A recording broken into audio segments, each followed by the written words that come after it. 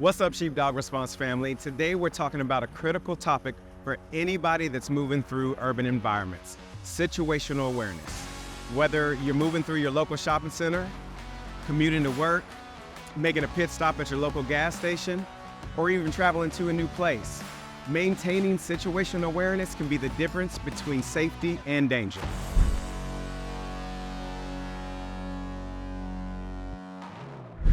To me, situational awareness is a constant readiness when you are outside of your home. Not that you shouldn't be ready in your home as well, but anytime you're outside of those four walls of your home, it's important to make sure you're paying attention to what's going on around you. During our Sheepdog Response Protect or Run course, during our situational awareness brief, we referenced Colonel Jeff Cooper's four-color framework. Condition white, which is that condition where we're completely unaware. In our opinion, the only time you should be in condition white is in the safety of your home. Then we move to what's known as condition yellow. That is a heightened sense of awareness, not hyper alert, but we're mindful and we're watchful of the things that are happening around us. Then we have condition orange. That is that heightened sense of alertness. Maybe we heard a loud sound, something that's really grabbed our attention. And from there we move into condition red. That's danger zone. That's when it's time to act. So anytime you're moving in an urban environment, at a minimum, you should be in condition yellow. You know, one of the things that I see often that drives me crazy when I'm moving through urban environments, shopping centers, moving through downtown, even on neighborhood streets, one of the things that just drives me crazy is when I see a male that does not position his family or significant other on the inside away from moving threats. That is like one of the most simple things you can do to mitigate risk. You know, if it's your kids. I mean, kids see something and they can just dart out after it. I mean, those that have kids like me, you know you've been through that stage where they just react to whatever they see. So for me, positioning those kids on the inside away from traffic is a huge one. You know, when we talk about that positioning of that significant other or your kids, as a father, I always go to kids. In my opinion, that is one of the ways that helps me limit distractions. By putting my kids and my family in the right position, that allows me to be more focused on what's happening in our external environment.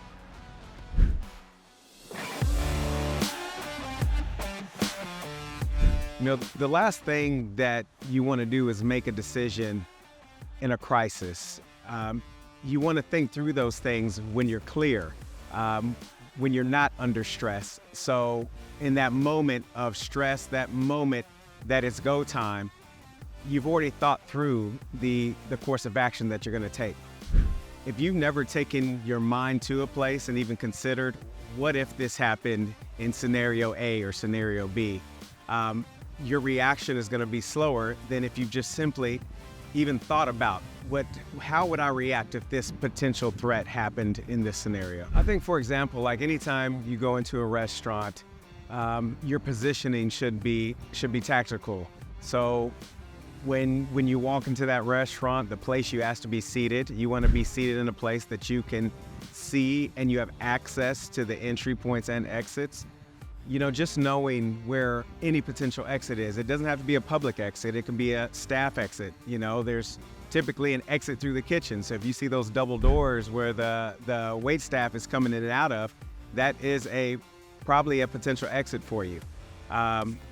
You know, you have to think about these different ways in and out, because in an emergency situation, the stats show that most people really focus on the one entry they came in, so that can create a bottleneck. So you have to have your mind open and see different paths out so you don't get stuck at that bottleneck that every regular person just got stuck at. Another thing that I think everyone should be aware of is how they move through enclosed walkways and alleyways. You know, when we're moving through enclosed walkways like this or alleyway, you have to be mindful of your spacing when it comes to moving around corners. For example, you know, when I'm walking through a space like this, it's enclosed, I really don't know what's around that corner, right? So I want to make sure when I'm in, whether I'm moving downtown, I'm moving through enclosed walkway like this, I want to make sure I take a wide angle when I turn that corner.